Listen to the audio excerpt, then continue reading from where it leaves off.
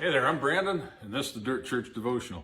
You know, there's a story in the Bible, it's in a couple of different places, about a time that Jesus shed the mellow persona that so many people view him with, and he went a little bit crazy.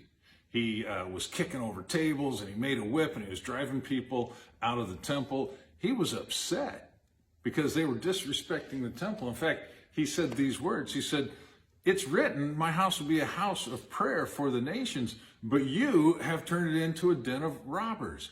And that ticked him off. And the disciples, it says, they later realized that it had been written that zeal for your house will consume me.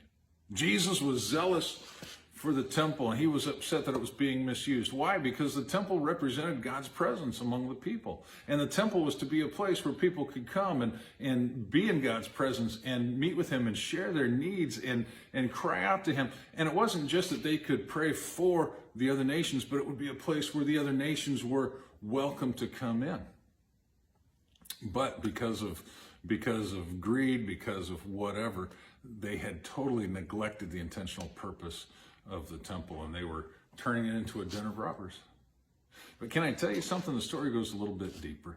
You see, in reality, Jesus isn't all that concerned. I mean, he was and he is, but he's not that concerned about brick and mortar buildings. It wasn't for the temple that he died and rose again. In fact, when his disciples were telling him, "Hey, look at these beautiful buildings at the temple," Jesus kind of nonchalantly said, "Hey, look at this. They're all going to be knocked over." And he didn't really seem to care. He said, "Not one stone's going to stay on top of another." And that didn't upset him so much. You go, why?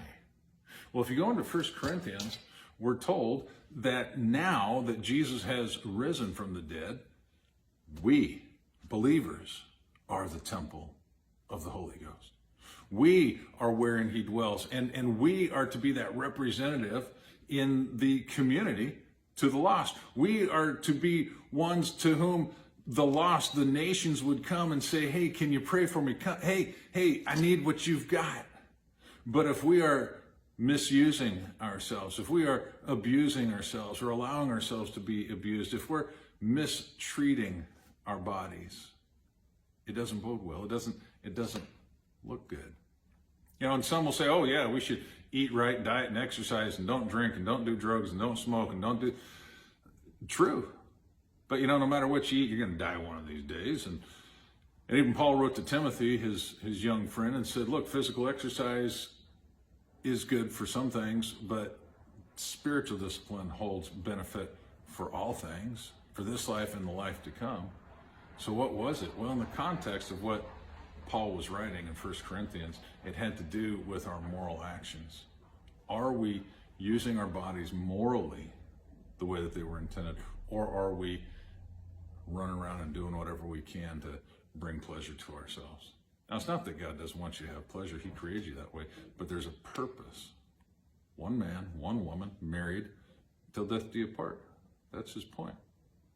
All right, so chew on that and think about how you're treating the temple and how that reflects to the outside world. Are you living in such a way that people are going to want what you have? Or are you living in a way that people are going to say, "You're no different than me"? All right, we'll talk to you next time.